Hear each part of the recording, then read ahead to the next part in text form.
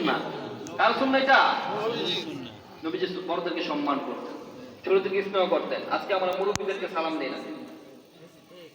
এলাকার ছেলেবেলারা মুরব্বীদেরকে দেখলে কি করে না? সালাম দেয় না। মা বাবাদেরকে সালাম দেয় না, ওস্তাদদেরকে সালাম দেয় না। এই সালাম এই প্রথাটা উঠে যাচ্ছে মোটামুটি। আর আমরা শুধু সবসময় বড়রা ছোটদেরকে, ছোটরা বড়দেরকে সালাম দিবে এটার অপেক্ষায় থাকি। কেন? আগে আপনি সালাম দিবেন। নবীজি সাল্লাল্লাহু আলাইহি সাল্লাম সবসময় আগে সালাম দিতেন, আসসালাম কাবলান। কিন্তু আমরা এখন যখন আমরা মোবাইল আসে তখন আমরা মোবাইলের মধ্যে আসসালামু আলাইকুম এটা বলি না, মোবাইলটা ধরে বলি হ্যালো আসসালামু আলাইকুম। হ্যালো কেন? হ্যালো তো এটা তো প্রথম কালাম হয়ে গেল, কথা হয়ে গেল। আগে আপনি সালাম দিবেন আসসালামু আলাইকুম, তারপর কথা বলবেন। পারা যাবে ইনশাআল্লাহ? সালাম যদি দেন, এই সালামের মাধ্যমে একটা মহাব্বত, ভালোবাসা সৃষ্টি করে দেবে কে? আল্লাহ। যখন কোনো আজনবী অপরিচিত ব্যক্তির সাথে আপনার দেখা সাক্ষাৎ করবেন, আপনি তাকে চিনেন না, কি দিয়ে আপনি শুরু করবেন, সূচনাটা কি হবে, এটাও আল্লাহ পাক শিখিয়ে দিয়েছেন। সুবহানাল্লাহ পড়েন। সুবহানাল্লাহ। রব্বুল আলামিন যখন আদম আলাইহিস সালামকে বানালেন এবং ফেরেশতাকে বানালেন, আদমকে বানিয়ে বললেন, ও আদম যাও ফেরেশতাদেরকে সালাম দাও।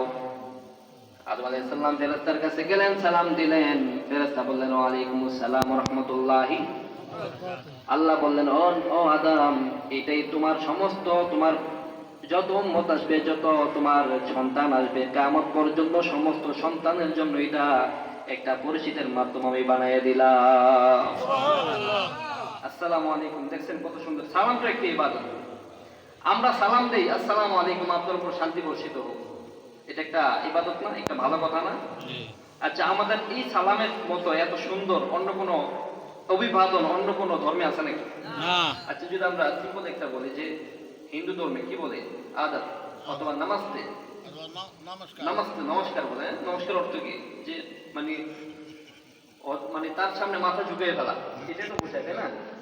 তো এটা কি হইলো? এটা কিছু হইলো? কিন্তু আমরা যখন সালাম দিই আসসালামু আলাইকুম, আল্লাহর উপর আল্লাহর রহমত বর্ষণ তোমার উপর বর্ষণ হয়। আবার সেও আমাকে বলে ওয়ালাইকুম আসসালাম, তোমার উপর আল্লাহর রহমত বর্ষিত হোক। সুবহানাল্লাহ, সুবহানাল্লাহ। আমরা যখন সালাম, যখন শান্তি কামনা করি, এরকম একটা সুন্দর, একটা পিউরিফাই, একটা রোলেজিং ইসলাম পৃথিবীতে আর অন্যটা আছে নাকি? না। সুবহানাল্লাহ বলবেন না? সুবহানাল্লাহ। এই জন্য রব্বুল আলামিন বললেন, ইয়্যাকা না'বুদু ওয়া ইয়্যাকা নাস্তাঈন। আমরা তোমার ইবাদত করি, আমরা মনে করি নামাজ, রোজা, হজ, যাকাত এটা ইবাদত না, এর বাইরে ইবাদত আছে না নাই? আছে। এই যে ব্লাড ডোনেট প্রজেক্ট, রক্তদান কর্মসূচি, এটাও ইবাদত। অনেক সময় দেখেন না মোবাইলের মধ্যে যে আমার এক ব্যাগ রক্ত দরকার, শেয়ার করে দেয় সবাই, এক ব্যাগ রক্ত দরকার, এ পজিটিভ। যদি কোনো সহৃদয়বান ব্যক্তি রক্ত দিয়ে হেল্প করেন, সারা জীবন কৃতজ্ঞতা কথা এরকম দেখেন না? তো রক্ত দিবেন, রক্ত দিলে আপনার রক্তের কারণে যদি একটা মানুষ বেঁচে যায়, এর চেয়ে বড় ইবাদত থাকতে পারে? থাকতে পারে না। এটা অনেক বড় একটা ইবাদত। বৃক্ষরোপণ কর্মসূচি, এটাও করতে পারেন। একটা গাছ লাগালেন, আজকের ছোট গাছ আগামী দিন অনেক বড় হবে, বিশাল শাখা প্রশাখা নিয়ে গাছটা হবে। কোনো কাফেলা, কোনো দল, কোনো মুসাফির যদি ওই গাছের নিচে বসে একটু বিশ্রাম নেয়, আপনার আমলনামায় সাদাকা জারিয়া রেখে দেবে কে? আল্লাহ। ওই গাছের মধ্যে যদি কোনো পাখি যদি বসে বসে বিশ্রাম নেয়, আপনি মরে যাবেন, কিন্তু আপনার সদকা জারিয়া জারিয়া থাকবে। সুবহানাল্লাহ পড়েন। সুবহানাল্লাহ। এই যে এই কথাগুলো, এই বিষয়গুলো আপনি কিছু প্লেকার্ড দিয়ে দিলেন, সুবহানাল্লাহ, আলহামদুলিল্লাহ, লা ইলাহা ইল্লাল্লাহ, আল্লাহু আকবার, পরে টাঙ্গাই দিলেন, রাস্তার মাঝে মাঝে মানুষ যেতে থাকলো আর পড়তে থাকলো, আপনার আমলনামায় যেতে থাকবে। সুবহানাল্লাহ, সুবহানাল্লাহ। তো আমরা মনে করি যে শুধু নামাজ, রোজা, হজ, যাকাত এগুলো ইবাদত না। এগুলো তো বেসিক থাকবেই, কিন্তু আপনার এর বাইরেও ইবাদত আছে না নাই? নমনীয়তা, ভদ্রতা, সভ্যতা, এগুলো ইবাদত। নবীজি সাল্লাল্লাহু আলাইহি ওয়াসাল্লাম একদিন বসে আছেন, এক বিদুইন এসে নবীজি সাল্লাল্লাহু আলাইহি ওয়াসাল্লামের এই বর্দুন নাজরানি গালিজুল হাসিয়া, নাজরান থেকে তিনি একটা চাদর এনেছিলেন, ওই চাদর দিয়ে একটা টান দিয়েছে। তো চাদরটা ছিল খসখসের এমব্রয়ডারি করা। যখন টান দিয়েছে, টান দেওয়ার সাথে সাথে নবীজির এই ঘাড়ের চামড়া ছিঁড়ে ফেলে গেছে, ছিঁড়ে গিয়ে রক্ত বের হয়ে গেছে। নবীজি তার ফালতাফাতা ইলা রাসূলিল্লাহ সাল্লাল্লাহু আলাইহি ওয়াসাল্লাম ফাদহিকা, নবীজি তার দিকে তাকিয়ে একটা মুস্কি হাসি দিলেন।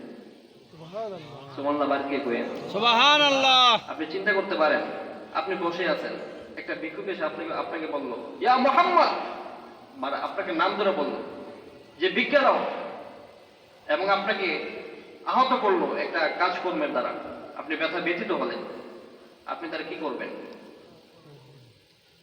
বলেন আপনি কি করবেন? মার দিব। কই নেবেন না? কি মাইটা দিবেন আপনি? বেটা তুই আইসস আমার কাছে ভিক্ষা খুঁজছি, ভিক্ষা খোঁজার অবস্থা কি এরকম? পাঁচ দুইরা বাজারে কোনে লাগাবেন সবাই মিলে নাকি? তা কিন্তু নবীজি কি করছেন? তার দিকে তাকাইলেন, তাকিয়ে একটা মুচকি হাসি দিলেন, আর বললেন যে তার ওই যে বাইতুল মাল থেকে যা আছে দিয়ে দাও। সুবহানাল্লাহ। দেখেছেন? মান তাওয়াজা লিল্লাহ রাফাআহুল্লাহ। যে ব্যক্তি নমনীয়তা প্রদর্শন করে, আল্লাহ তাআলা তার সম্মান মর্যাদা আকাশচুম্বী করেন। সুবহানাল্লাহ। সুবহানাল্লাহ। এটাও একটা ইবাদত। ছোট বাচ্চা যখন কোলে নিবেন, বাচ্চাদেরকে আদর করবে, এটাও ইবাদত। আজকে বাচ্চারা মসজিদে যায়, আমরা মুরব্বীরা রাগ হয়ে যাই, বাচ্চারা কিচিরমিচির অনেক আওয়াজ করে দৌড়াদৌড়ি করে, এটা করবে। বাচ্চারা মসজিদে কখনো তাদেরকে মারবেন না। বহির্বিশ্বের আপনার আরব বিশ্বে মসজিদগুলোতে লেখা থাকে নামাজের সময় যদি পিছন থেকে বাচ্চাদের আওয়াজ শোনা না যায়, পরবর্তী জেনারেশন যারা, তাদের ব্যাপারে আপনারা চিন্তিত থাকুন, তারা নামাজি হবে না। আপনি কথাটা কিন্তু অনেক গভীরের। তার মানে পিছনে বাচ্চাদের আওয়াজ না আসে মানে কি? বাচ্চারা নাই, মসজিদ নাই, তার মানে তারা নামাজি হবে না। আর যে বাচ্চারা আজকে নামাজি হবে না, ওইগুলো তো চোর হবে, ডাকাত হবে। কথা বলেন ঠিক কিনা? তাহলে বাচ্চাদেরকে মসজিদে করা দরকার আছে না নাই? বাচ্চারা আসলে আপনারা মুরব্বীরা কোনোদিন কোনো চিৎকার করবেন না, বাচ্চাদেরকে মসজিদ থেকে বের করে দিবেন না। আমি মসজিদে হয়েছি আজকে কালকে, কিন্তু বাচ্চারা যদি আজকে আপনি নিয়ে আসেন, তাদেরকে যদি সাহস দেন, আদর করেন, চকলেট দিয়ে দেন, দেখবেন যে বাচ্চারা চকলেটের লোভে আসতে আসতে একটা সময় মসজিদমুখী হবে। আর তারা যদি মসজিদমুখী হয়ে যায়, সমাজটাকে সুন্দর করে দেবে কে? আল্লাহ। এই সমাজের মধ্যে কোনো অশ্লীলতা থাকবে না, হারাম কাজ কারবার থাকবে না? থাকবে না। এই জন্য নবীজি সাল্লাল্লাহু আলাইহি সাল্লাম বাচ্চাদেরকে আদর করতেন, এটাও ইবাদত। রাস্তা দিয়ে ডান দিকে হাঁটলে এটা ইবাদত। মসজিদে ঢুকলেন ডান পা দিয়ে ঢুকলেন, এটাও ইবাদত। বাম পা দিয়ে বের হলেন, ইবাদত। বাথরুমে ঢুকলেন বাম পা দিয়ে, আর বের হলেন ডান পা দিয়ে, এটাও ইবাদত। অর্থাৎ রান্নাঘর থেকে পার্লামেন্ট পর্যন্ত প্রতিটা কাজ ইবাদত বান্দার, যদি সেই কাজটা নবীজি সাল্লাল্লাহু আলাইহি ওয়াসাল্লামের সুন্নাহ অনুযায়ী হয়ে থাকে। সুবহানাল্লাহ পড়ে। সুবহানাল্লাহ। এই জন্য রব্বুল আলামিন বলেন ইয়্যাকা না'বুদু ওয়া ইয়্যাকা নাস্তাঈন। ইবাদত করি কার?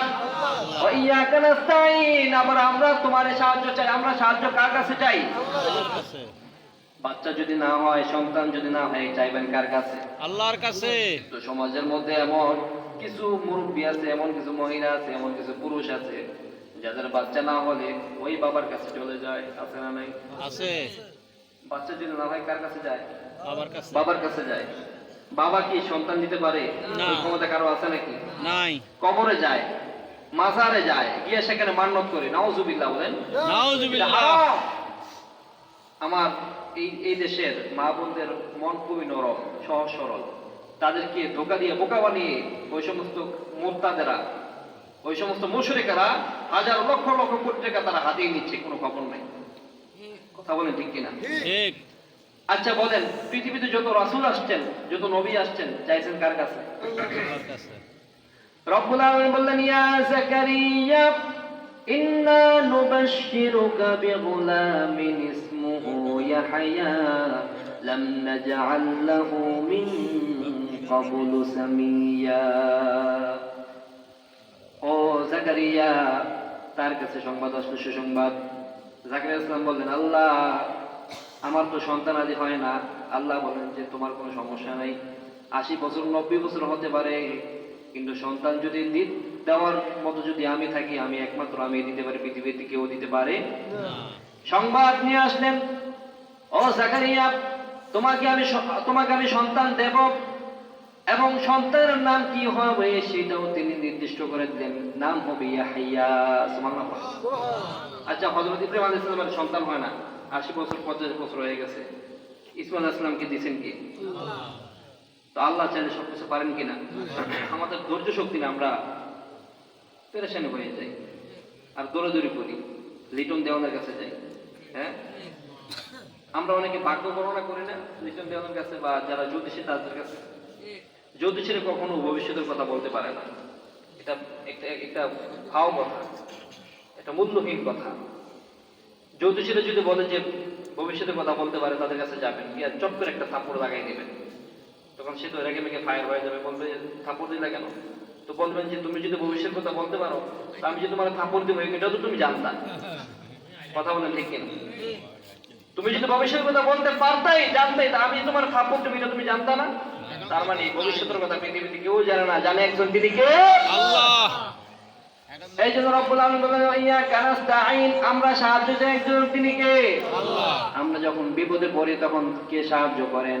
আল্লাহ। মুসিবতে যখন পড়ে যাই তখন কে সাহায্য করেন? আল্লাহ। আবার মুসিবতে যখন পড়ে যাই আল্লাহ দোয়া শিখিয়ে দিলেন, ইন্না লিল্লাহি ওয়া ইন্না ইলাইহি রাজিউন। আরেক জায়গায় বললেন লা ইলাহা ইল্লা আনতা সুবহানাকা ইন্নী কুনতু মিনাল যালিমিন। সুবহানাল্লাহ বলেন। এরপর আল্লাহ বললেন ইহদিনাস সিরাতাল মুস্তাকিম, আমাদেরকে সঠিক পথ দেখাও। আমাদেরকে পথ দেখায় কে? আল্লাহ। আমরা যদি পথগামী হয়ে যাই আমাদেরকে পথ দেখায় কে? আল্লাহ। এরপর আল্লাহ বললেন সিরাতাল্লাযীনা আন'আমতা আলাইহিম, তাদের পথ দেখাও যাদের উপর তুমি সন্তুষ্ট আছো। সিদ্দিকিন, শুহাদা, সালিহিন, মুত্তাকি, পরহেজগার, তাদের পথ আমাদেরকে দেখাও। পড়েন আমিন। এরপর আল্লাহ বললেন সিরাতাল্লাযীনা আন'আমতা আলাইহিম গায়রিল মাগদুবি আলাইহিম ওয়ালাদ-দাল্লিন, তাদের পথ দেখাইও না যাদের পথে তুমি অসন্তুষ্ট। ওই কাফের মুশরিক ইহুদীদের পথ আমাদেরকে পরিচালিত করো না। পড়েন আমিন। এই পৃথিবীতে এই ওয়ালাদ-দাল্লিন তাফসীর আসছে ইহুদীদের ব্যাপারে। এই পৃথিবীতে সবচেয়ে বড় সন্ত্রাস হচ্ছে ইহুদীরা। কথা বলেন ঠিক কিনা? ঠিক। সবচেয়ে বড় সন্ত্রাসী। এই যে চুরি, ডাকাতি, বোমাবাজি করা, এটা পৃথিবীতে ছিল না, ওরাই আবিষ্কার করেছে প্রথম। হাইজেক করা, বিমান হাইজেক করা, এরপরে পাইরেসি করা, পৃথিবীতে কেউ জানতো না, ওরাই আবিষ্কার করেছে। এবং এটা স্বীকৃত, সর্বপ্রথম বোমা হামলা করে যে মানুষ মেরেছে ওরাই সর্বপ্রথম মেরেছে। এই যে আপনারা দেখেন ফিলিস্তিনি, লক্ষ লক্ষ মানুষ ওরাই মারছে। আবার ওরাই সভ্যতার কথা বলে, ওরাই মানবতার কথা বলে। হাস্যকর না বিষয়টা? তাদের হাতে যারা প্রতিদিনের নিত্যদিনের খেলা, এটাই বাচ্চাদেরকে নিয়ে খেলে, মরণ নিয়ে খেলে, মুসলমানদের রক্তে রঞ্জিত করে যাদের হাত, তারাই মানবতার কথা বলে। আসলে মানবতার কথাকে তাদের মুখে মানায়? অথচ তারা সব সময় মুসলমানদের উপর কাঁঠাল ভেঙে খাচ্ছে তাদের মাথার উপরে। আমরা মুসলমানেরা সারা পৃথিবীতে আমরা 700 বছর 800 বছর শাসন করেছি। হযরত ওমর রাদিয়াল্লাহু আনহু অর্ধ জাহানের বাদশা ছিলেন। এই উপমহাদেশ মুসলমানের অধীনে ছিল। আজকে মুসলমানদের কোনো রাজত্ব নাই। তার কারণ কি জানেন? ওই যে হুজুর বলে গেছে আমার আগে, হুজুর বলে গেছে একটা কথা, কারণ আমাদের পরহেজগারিতা নাই, মুত্তাকি নই, আল্লাহর ভয়, ভীতি, আল্লাহর ভালোবাসা আর ইসলামের প্রতি যে আদর্শ, ওই আদর্শ আমাদের মধ্যে আজকে বিয়োগ হয়ে গেছে। এই জন্য মুসলমানদের যদি জয় জয়কার অবস্থা যদি আবার ফিরাতে চায়, তাহলে ইহদিনাস সিরাতাল মুস্তাকিমের পথে চলার দরকার আছে না নাই? আল্লাহ যেন আমাদেরকে তৌফিক দান করে। পড়ে আমিন। আপনাদের অনেক কষ্ট দিয়েছি, অনেকক্ষণ হয়ে গেছে, আর সামনে বাড়াবো না, যেহেতু আমারও যেতে হবে। 11:30 বেজে গেছে। ইনশাআল্লাহ আমরা 11:30-র মধ্যে আলোচনা শেষ করে দেব। মুনাজাত হবে, আপনারা মুনাজাত নিয়ে তারপরে যাবেন ইনশাআল্লাহ। কারণ আসলে মাহফিল কিন্তু লং টাইম করাটা উচিত না। এই যে আমাদের এই যে আওয়াজ, আমরা অনেকে জানি না, অনেকের ঘরে অসুস্থ থাকতে পারে মানুষ, বৃদ্ধ, বয়োবৃদ্ধ, ছোট ছোট বাচ্চারা, এই আওয়াজ কিন্তু তারা নিতে পারে না, অসুস্থ হয়ে যায়, ভয় পেয়ে যায়। হার্ট ও স্ট্রোকের মানুষ থাকতে পারে, রোগী থাকতে পারে, এই আওয়াজ তাদের জন্য ক্ষতিকর। এই জন্য ওলামায়ে কেরামগণ এটা নিয়ে এখন আলোচনা করতেছে, যাতে করে এই আওয়াজ যাতে মাহফিলের প্যান্ডেলের ভিতরে থাকে, বাইরে যেতে না যায়। এটা ইনশাআল্লাহ খুব শিগগিরই এটা একটা প্রস্তাবনা আসছে, শিগগিরই এটা চালু করা হবে। আসলে এটাই হওয়া উচিত, প্রোগ্রামগুলো এরকম হওয়া উচিত। কেন আমি আলোচনা করব, আপনাদেরকে দায়িত্ব আইনে আমার আলোচনা শোনাতে হবে না। আপনাদের মন চাইলে আপনারা শুনবেন, যার মন চাইলে শুনবে না, এটাই হচ্ছে নিয়ম, ঠিক কিনা? আমার আলোচনা আপনাকে শুনতেই হবে, ঘর থেকে আসতেই হবে, নট নেসেসারি, কোনো প্রয়োজন নেই। আর এটাই হওয়া উচিত। মাহফিলগুলো খুব বেশি অনেকক্ষণ হওয়াটা দরকার নাই। কারণ ফজর নামাজ পড়ার দরকার আছে না নাই? মাহফিল শোনা কি ফরজ? না। ওয়াজিব, সুন্নত, নফল কিছুই না। কিন্তু নামাজ এটা ফরজ, এটা আপনি পড়তে হবে কম্পালসরি, এটা আল্লাহর ফরজ আইন। এই জন্য আমরা যেন সব দিক দিয়ে খেয়াল খবর রাখি, খোঁজ খবর রাখি, আমরা যেন মাহফিলের প্রোগ্রাম করে আল্লাহ তাআলা আমাদেরকে তৌফিক দান করে। আমিন। আস্তাগফিরুল্লাহ রাব্বি من كل ذنب وأتوب لا حول ولا قوة إلا بالله হাওলা ওয়ালা কুওয়াতা ইল্লা বিল্লাহ। العلي العظيم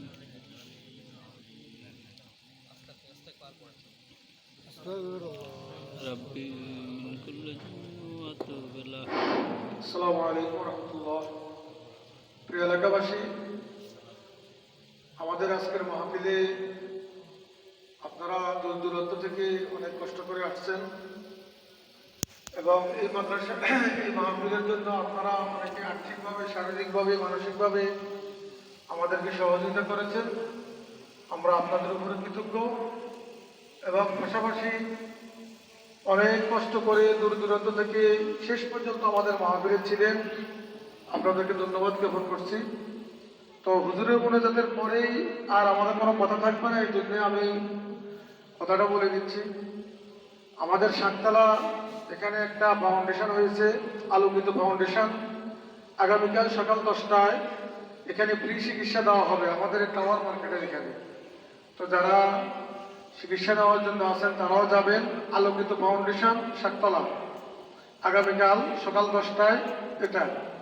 পাশাপাশি গত এই মাহফিলে আমাদের পশ্চিম ফকির ভাই মসজিদের সভাপতি ছিলেন। আজকে অনেকেই আমার আব্বা মরহুম মাওলানা রফিকুল্লাহ সাহেব, মাস্টার নজরুল ইসলাম সাহেব, মাওলানা আব্দুল সত্তার সাহেব, এরকম আমাদের অনেক যে আমাদের এই মসজিদ